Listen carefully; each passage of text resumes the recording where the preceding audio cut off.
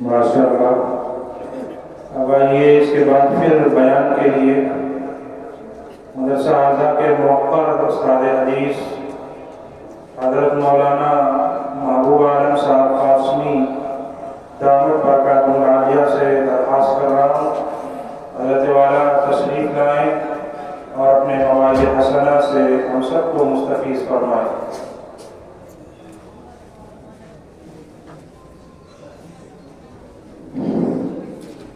السلام علیکم ورحمۃ اللہ وبرکاتہ۔ نحمده ونصلي على رسوله الكريم، أما بعد فأعوذ بالله من الشيطان الرجيم، بسم الله الرحمن الرحيم، من عمل صالحا من ذكر أو أنثى وهو مؤمن فلنحيينه حياة طيبة ولنجزينهم أجرهم بأحسن ما كانوا يعملون، صدق الله مولانا العظيم۔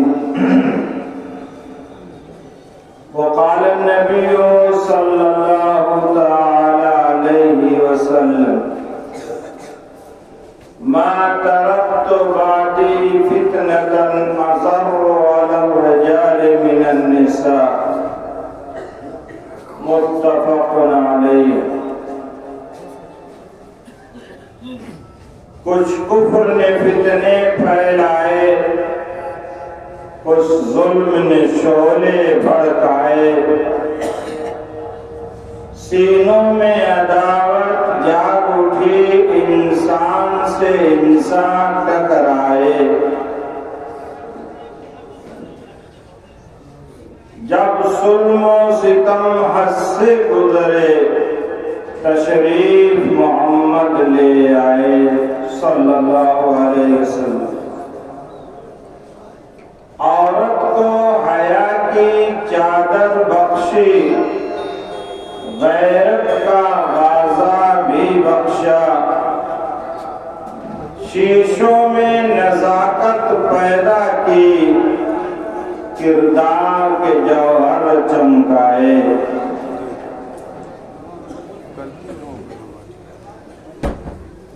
دین کی ہر بات بلکہ سراپا دین جس طرح مردوں کے لیے ہے اسی طرح عورتوں کے لیے۔ کچھ احکام مردوں کے ساتھ خاص ہیں تو کچھ عورتوں کے ساتھ خاص ہیں۔ آج کا یہ اجلاس مدرسہ اسلامیہ عربیہ بیت العلوم سرائے میر کے اس گلشن علم و فن کے اندر، مرکز تعلیم و تربیت کے اندر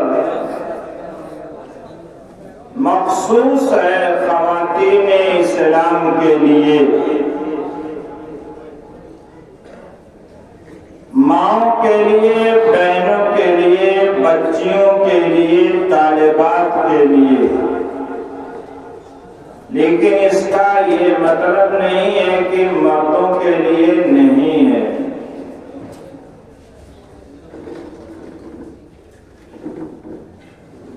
مقصود عورتوں کو کیوں بنایا گیا؟ وہ ہمیشہ گھروں میں رہتے ہیں، آج ان کو موقع ملا ہے ایک دینی ادارے میں حاضری کا، دین کی بات سننے کا، علماء کی نصیحتوں سے استفادہ کرنے کا، اکابرین منت کے کلمات عالیہ نصائح غالیہ سے استفادہ کرنے کا۔ اس لیے اس اجلاس کو مخصوص کیا گیا ہے خواتین خواتین ملت کے ساتھ، اور موجودہ حالات بھی اس بات کا تقاضا کرتے ہیں کہ ہماری ماں اور بہنوں کو بڑے اہتمام کے ساتھ دین کی، عقائد کی باتیں بتانے کی ضرورت ہے۔ جو واقعات روزانہ رونما ہو رہے ہیں وہ بڑے روح فرسا ہیں، دل خراش ہیں، درد دل رکھنے والے اصحاب علم و فن حیران اور پریشان ہیں کہ جن ماں اور بہنوں کی گود سے جنید بغدادی، رابعہ بصریہ اور خواجہ معین الدین چشتی اجمیری پیدا ہوئے، جن کی آغوش تربیت سے صابر کلیری پیدا ہوئے، جن کی تربیت میں رہ کر بڑے بڑے مجاہدین اسلام پیدا ہوئے، جنہوں نے ایوان باطل کے اندر قیصر و کسریٰ کو ہلا کر رکھ دیا تھا۔ آج ہماری ماں اور بہنوں کی اس گود سے نچنیاں اور پتنیاں پیدا ہو رہے ہیں،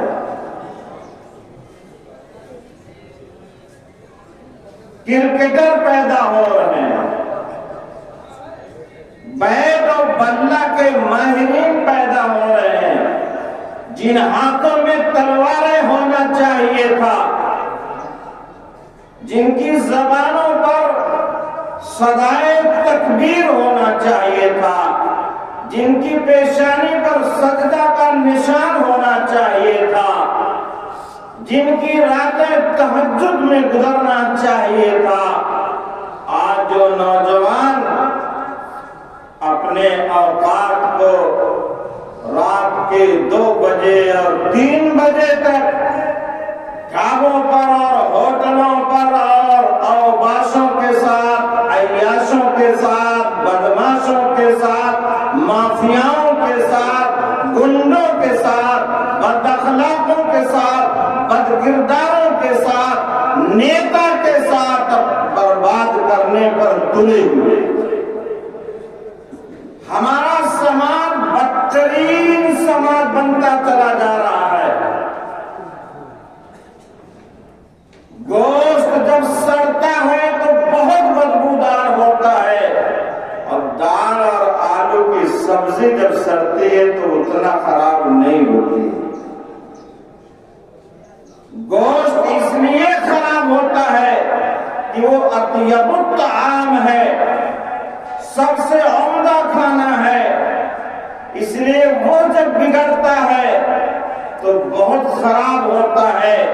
اس کائنات کے اندر آسمان و زمین کے درمیان جتنی مخلوقات کو اللہ نے پیدا کیا ہے، سب سے بہترین کلمہ طیبہ پڑھنے والا، لا الہ الا اللہ کا ترانہ گانے والا، اللہ کے سامنے سجدہ ریز ہونے والا بندے مومن ہے، یہ جب بگڑتا ہے یا یہ جب بگڑتی ہے تو بدترین مخلوق بن جاتی ہے۔ لقد خلقنا الانسان فی احسن تقویم ثم رددناہ، کیا اللہ نے کہا ہے؟ بہترین سانچے میں اللہ نے بنایا تھا، لیکن جب یہ خراب ہوتا ہے اعمال اور کردار کے اعتبار سے، زبان اور آنکھ کے اعتبار سے، دل کے خیالات کے اعتبار سے، اپنے قدم اور ہاتھ کے اعتبار سے، اپنی فکر اور سوچ کے اعتبار سے، اپنے عمل کے اعتبار سے، تو اسفل السافلین میں جا کر گر جاتا ہے۔ ورنہ ہمارے کان کبھی نہ سنتے تھے کہ مسلمان بچیاں مرتد ہو رہی ہیں۔ ہم نے بھی اپنے بچپن کے زمانے کو دیکھا ہے۔ گھر کا معیار اور شرافت جانچنے کے لیے یہ دیکھا جاتا تھا کہ اس گھر کی عورتیں چوکھٹ سے باہر نہیں جاتی تھیں۔ اب معیار اتنا بدل گیا ہے،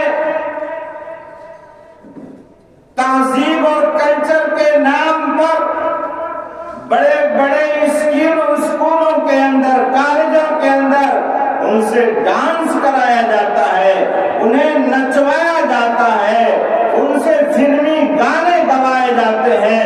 تف ہے ایسے معاشرے پر، تھو ہے ایسے سماج پر کہ مسلمان اپنی بیٹیوں کو مجمع کے سامنے ناچنے کے لیے کہتا ہے اور نام رکھتا ہے تہذیب اور ثقافت۔ کہتا ہے یہ تہذیب نو ہے، نئی روشنی ہے۔ ہاں بالکل تہذیب نو ہے، بالکل نئی روشنی ہے، لیکن اس روشنی میں اندھیرا ہے، اس روشنی میں اجالا نہیں ہے، اس روشنی میں تاریکی ہے۔ یہ نام کی روشنی ہے، دنیا تاریک ہو رہی ہے۔ سماج کا حال دیکھیے، ایک آدمی کو شادی کی ضرورت ہے، اس کی بیوی کا انتقال ہو گیا، سماج کہتا ہے کہ رشتہ نہ کرے، وہ تڑپ تڑپ کر تنہا رہ کر اور بے کسی کی زندگی گزارے۔ لوگ کہتے ہیں بہت اچھے ہیں،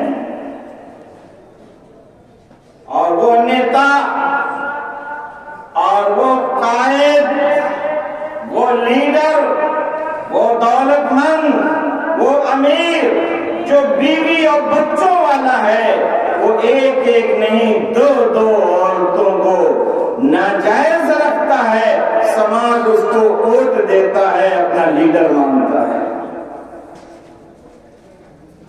مولوی کھڑا ہو جائے، متقی کھڑا ہو جائے، کوئی نہیں پردھان بننے کے لیے ووٹ دے گا، لیکن ایک حرام خور پیدا ہو جاوے، ایک مافیا پیدا ہو جاوے، ایک شرابی، ایک زانی اور ایک سود خور اگر کھڑا ہو جاتا ہے تو اس کو پورا گاؤں ووٹ دے کر اپنا پردھان بنا لیتا ہے۔ پھر کیوں شکایت ہے بھائی کہ اللہ نے آپ پر ظالم حکمراں کو مسلط کیا ہے؟ اللہ نے نہیں مسلط کیا ہے، ہم نے اور آپ نے مسلط کیا ہے۔ ہم دیکھیں اپنی زندگی کو کیسے کیسے کام کرتے ہیں، ہمارا عمل کیا ہے؟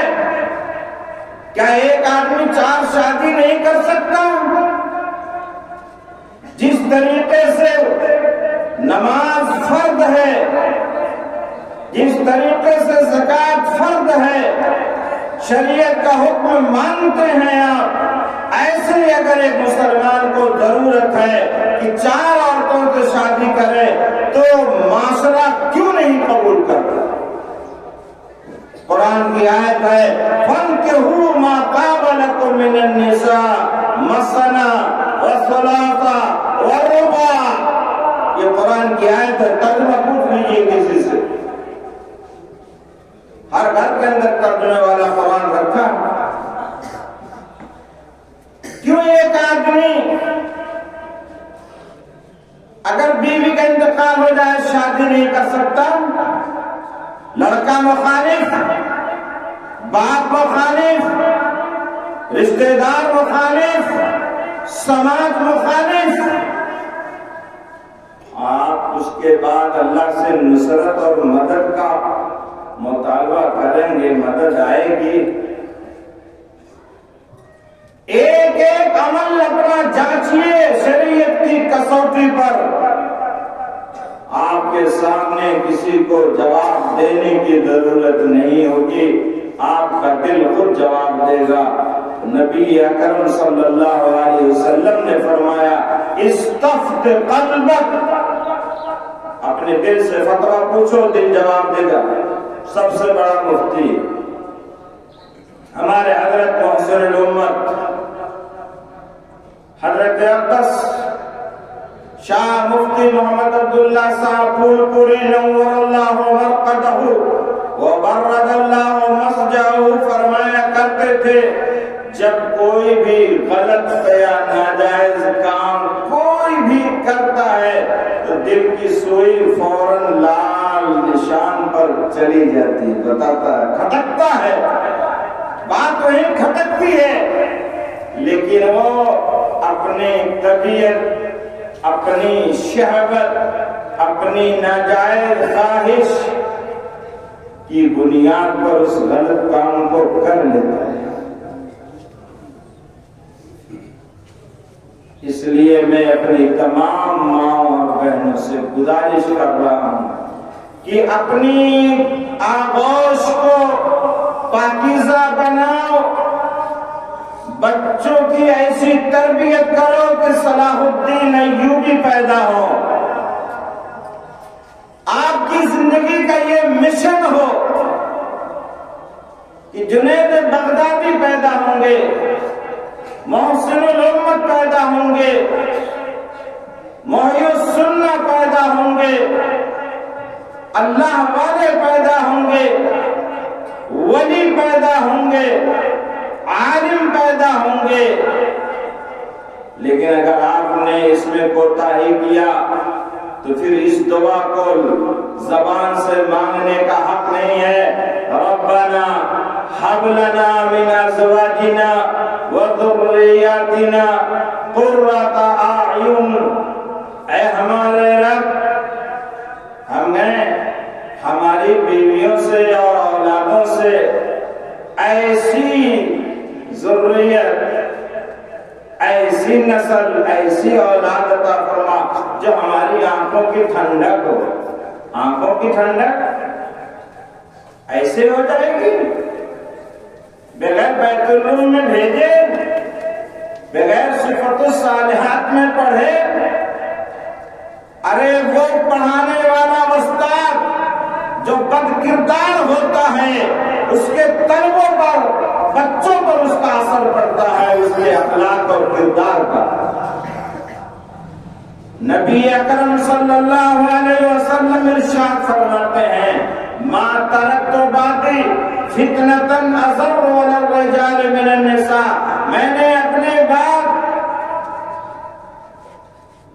ایسا خطرناک فتنہ نہیں چھوڑا ہے مردوں کے لیے جو عورتوں سے زیادہ خطرناک ہو۔ عورتیں کہہ رہی ہوں گی، مولانا صاحب آپ نے تو ان کو فتنہ میں سب سے نمبر 1 دے دیا۔ ارے بھائی، تنہا آپ سے فتنہ نہیں ہوتا ہے، وہ مرد بھی شریک ہے اس فتنے میں۔ کیا کہا ہے شیطان نے ایک مرتبہ؟ کہا کہ اگر خانہ کعبہ ہو اور جنید بغدادی ہو اور رابعہ بصریہ ہو، خانہ کعبہ ہو، قرآن کی تعلیم دے رہے ہوں، پڑھ رہے ہوں، تب بھی میں گناہ میں مبتلا کر دوں گا۔ مقدس ترین جگہ، مقدس شخصیت، لیکن پھر بھی خطرہ ہے، پھر بھی خطرہ ہے۔ اسی لیے کہا جاتا ہے اور جلسہ کر کے آپ کو بلایا جاتا ہے، کالی ٹھکوا کھلانے کے لیے نہیں بلایا جاتا۔ آپ کو بیت العلوم سے کوئی یہ تعلق نہیں ہے کہ چندہ لیں گے تب بیت العلوم چلے گا۔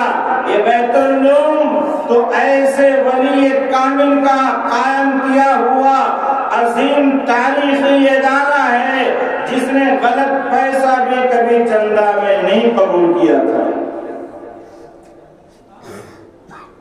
کہا یہ اللہ کا ادارہ ہے، اللہ چلائیں گے، اور الحمدللہ شان سے چل رہا ہے۔ آج انٹر کالج ہے، کل آپ دیکھیے گا ڈگری کالج بھی قائم ہو جائے گا، بلڈنگیں بھی بن جائیں گی۔ اللہ نیک کام کے لیے اسباب کے دروازے کو کھول دیتے ہیں، راستہ آسان کر دیتے ہیں۔ کوئی بڑھ کر تو دیکھے، قدم اٹھا کر تو دیکھے۔ حدیث پاک کے اندر آتا ہے، اللہ فرماتا ہے، حدیث قدسی ہے، میری طرف ایک بالش لاؤ گے، میں ایک ہاتھ چل کر آؤں گا، یعنی تم میری طرف بڑھ کر دیکھو تو میری رحمت تمہارا استقبال کرے گی۔ تم آؤ تو پہلے نیک بننے کے لیے نیک لوگوں سے تعلق رکھو، نیک لوگوں سے مشورے کرو اور نیک لوگوں کی نقل کرو، اللہ کی رحمت تمہارا استقبال کرے گی۔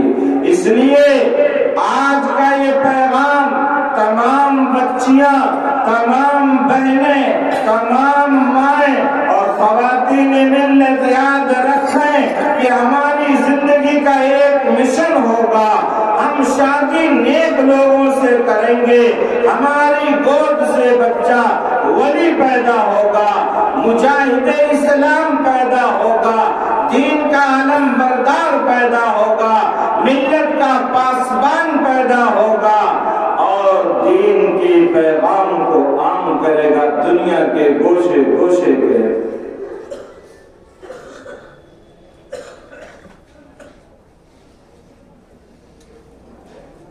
اس لیے ماں اور بہنوں، قرآن کی اس آیت کا ترجمہ اللہ فرماتا ہے، من عمل صالحا من ذکر او انثی، جو بھی نیک کام کرے گا، خواہ مرد ہو یا عورت ہو، اللہ فرماتے ہیں میں کیا کروں گا، فَلَنُحْيِيَنَّهُ حَيَاةً طَيِّبَةً، ہم اسے بہترین پاکیزہ زندگی عطا کریں گے، اس کی زندگی میں مال کی کمی نہیں آئے گی، قناعت اس کی زندگی میں ہوگی، تقوی اس کی زندگی میں ہوگا، خوف الہی اس کی زندگی میں ہوگا اور تلاوت اس کی زندگی میں ہوگی، پاکیزہ اس کی زندگی ہوگی، خوشگوار اس کی زندگی ہوگی۔ زندگی دینے والا زندگی کو اچھا بناتا ہے اور جو اللہ کے ذکر سے اعراض کرتا ہے، اللہ کی یاد سے پہلو تہی کرتا ہے، اللہ قرآن میں فرماتا ہے ہم اس کی زندگی کو تنگ کر دیتے ہیں، وہ پریشان ہے، ٹینشن میں رہے گا۔ اس لیے اس پر بند لگانا ضروری ہے کہ غیروں کی طرف نگاہ آپ کی نہ پڑے اور کسی غیر کی نظر آپ پر نہ پڑے۔ اتنا زیادہ آپ اپنی عزت و آبرو کی حفاظت کریں، اتنا آپ کے دل میں اللہ کا خوف و خشیت پیدا ہو، جیسے حضرت عمر رضی اللہ تعالیٰ عنہ کے دور کے اندر جب وہ گشت پہ نکلے تھے، حضرت عمر رضی اللہ تعالی عنہ رات کا وقت ہے، اپنی رعایا کو دیکھنے کے لیے گشت پر نکلتے ہیں تو ایک گھر سے آواز آتی ہے، آواز سن کر کھڑے ہو جاتے ہیں۔ ماں کہتی ہے بیٹی سے، بیٹی دودھ میں پانی ملا دو۔ بیٹی کہتی ہے امی دودھ میں پانی نہیں ملاؤں گی، فاروق اعظم نے اعلان کیا ہے کہ کوئی بھی دودھ میں پانی نہ ملائے۔ کون ہے بھائی جس کے پاس بھینس اور دودھ میں پانی نہ ملاتا ہو؟ بلکہ میں تو کہتا ہوں اب پانی میں دودھ ملایا جاتا ہے، دودھ میں پانی نہیں، پانی میں دودھ ملایا جاتا ہے، یہ بات اب آ گئی۔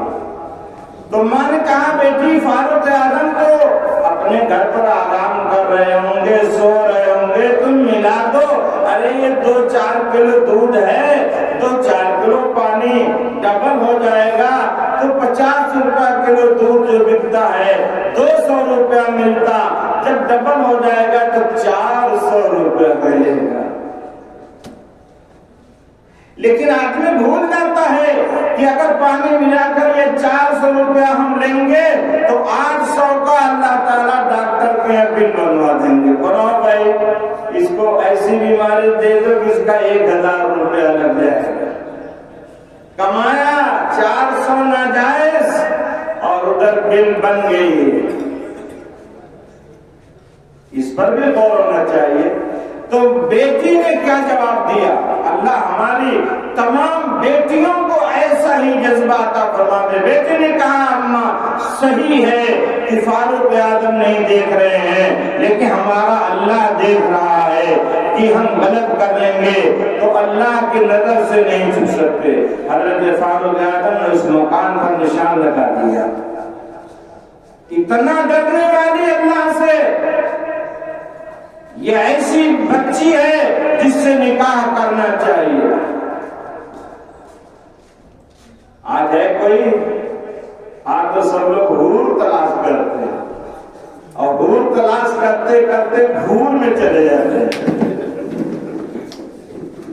چمڑے کے رنگ پر جو شادی کرتا ہے وہ پریشان رہتا ہے، اور جو دینداری تقوی پر شادی کرتا ہے وہ ہمیشہ آباد اور خوشحال رہتا ہے. ایسا خوف پیدا ہو جائے.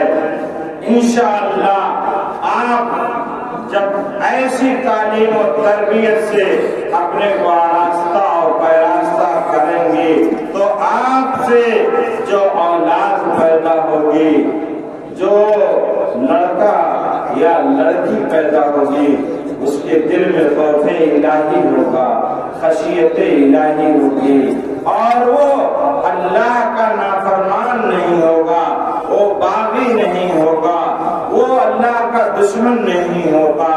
اس لیے میں اپنے تمام ماں اور بہنوں اور بیٹیوں سے گزارش کرتا ہوں کہ ایک چیز اپنے دل میں خوف خدا پیدا کرو، خشیت الہی پیدا کرو. یہ خوف آپ کو جنت تک لے جائے گا انشاءاللہ. امام بخاری رحمت اللہ علیہ نے یہ واقعہ لکھا ہے. ایک نوجوان بڑا گنہگار تھا، بڑا پاپی تھا. جب اس کا آخری وقت آیا تو گھر والوں کو، بیٹوں کو، گھر والوں کو جمع کیا. کہا بھائی دیکھو اب میں مر رہا ہوں، میرے اللہ مجھ پر اگر قادر ہو جائیں گے تو ایسی سزا دیں گے کہ میں برداشت نہیں کر پاؤں گا. لوگوں کا تب کہا مجھے جلا دینا. آدھی رات سمندر میں، آدھی رات جنگل میں. لوگوں نے جلا دیا. آدھی رات جنگل، آدھی سمندر. اللہ نے اسے زندہ کیا. پوچھا یہ بتاؤ تم نے ایسی حرکت کیوں کیا؟ مجھ سے تم چھپ سکتے تھے. وہ کہے گا آپ کے ڈر سے کیا. اللہ کہیں گے صحیح کہہ رہے ہو. کہے گا ہاں بڑا ڈر لگتا تھا، بڑی نافرمانی آپ نے کیا تھا. اللہ کہیں گے جا، اگر میرا ڈر تیرے دل میں آ گیا تھا تو پھر میں اب جہنم میں نہیں تجھے جنت میں بھیجوں گا، اور تم پر اب دوسرا ڈر کبھی نہیں آئے گا. اللہ ہم سب کو اپنا خوف، اپنی خشیت، اپنی محبت اور معرفت عطا فرمائے. وآخر دعوانا الحمد للہ رب العالمین.